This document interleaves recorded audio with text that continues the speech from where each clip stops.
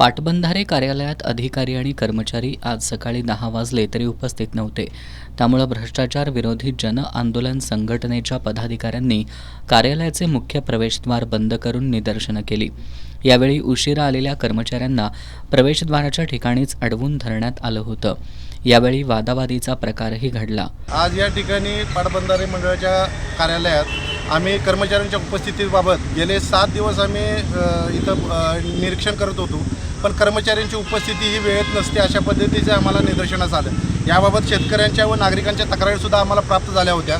त्या अनुषंगानं आम्ही आज निरीक्षण करण्याच्या हेतून आलो असता 10:30 वाजले तरी कोणतेही कर्मचारी उपस्थित नव्हते आणि त्यामुळं आतील कर्मचाऱ्यांच्या सगळे निरीक्षण करून आल्यानंतर आम्ही गेट बंद करून याबाबत निदर्शनं केलीत व जनजागृती आंदोलन केलं.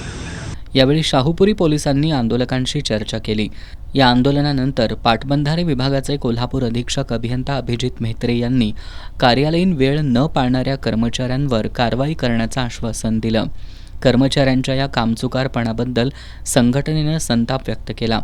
यावेळी सूर्यकांत देशमुख, नेताजी कांबळे, गोविंद आवळे, प्रशांत माने, रत्नमाला कांबळे, आनंदा पाटील, सुखदेव शेटे, बजरंग बोडके, रुपाली बोडके आदींसह कार्यकर्ते उपस्थित होते.